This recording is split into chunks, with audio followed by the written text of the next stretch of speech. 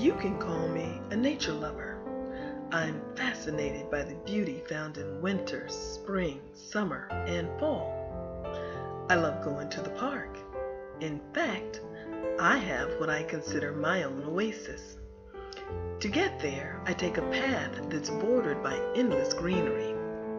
It's a long and winding road, but the smell of fresh-cut grass and the endless variety of trees make it more like an exploration than a journey. And the magnificence. When I walk into the garden, it feels like the flowers had been waiting for me. They're all dressed up, looking their best, as if they were expecting company. And I love sitting next to the pond. I almost feel like I'm in a Monet painting when I see the water lilies. And the ducks seem to really have the life. They just glide along in the water, observing the world without a care. I'm especially fascinated by trees. I love the majesty of the ancient oaks. And trees come in so many varieties. They come in countless shapes and sizes and colors.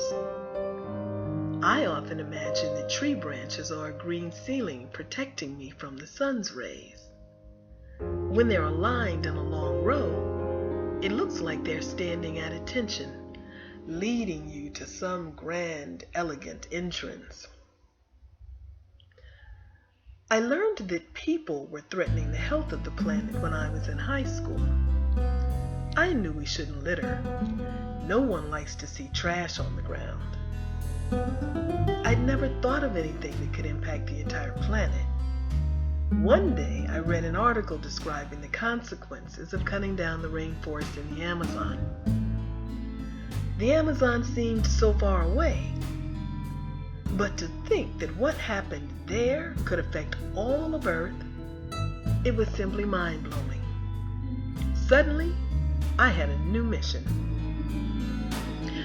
I didn't know how I'd do it, but somehow I'd make a contribution to the movement to protect Earth. Having grown up in politics, I thought a good approach would be to educate elected officials about the perils of global warming. They could write policy and implement programs that would affect hundreds of thousands of people. I spoke before every audience I could find. Eventually, I made progress. I landed a few clients who agreed to let me work with them to develop a program to green their community. I was on my way. I wasted a year and a half going to meetings, waiting for my clients to go from one crisis to another while my greening initiatives were constantly put on hold. Finally, I'd had enough. I was down, but not defeated. I just needed a new strategy, one that would skip the politicians and go directly to the people. No more broad brushstrokes. I needed to get each person to take action to reduce their personal carbon footprint. I began to feel confident that I was on the right path, but I knew I wasn't there yet.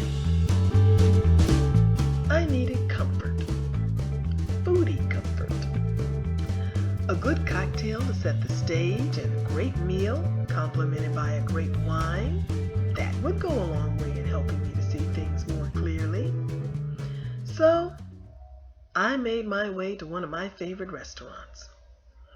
As I waited to be seated, Tina, my favorite bartender, grabbed a tall glass, added fresh limes, fresh mint, and a little sugar. Things were off to a great start.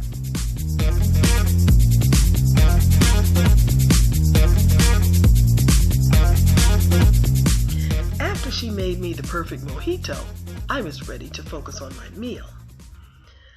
As I looked over the menu for the first time, I noticed a message at the bottom of the page. Our commitment to sustainability includes using locally sourced products to the extent possible. I was delighted. My Ecocurian sensibilities met my ecological commitment. I was a hybrid. an Ecocuriean. I looked around me. The restaurant was full. That's when it hit me. If I could develop content to encourage people to eat, drink, and play with the planet in mind, they would be taking action to protect the planet. I had a new mission, and so the Ecocurian was born.